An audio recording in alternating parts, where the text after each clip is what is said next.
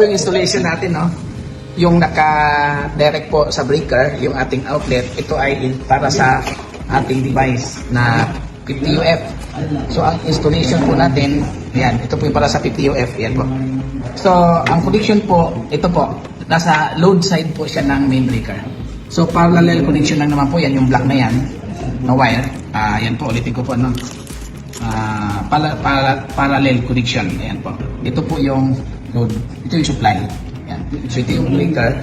Okay, ito na po yung pagsasaksakan natin ng ating yan. So, ito yung ating 50UF. So, yan po, no?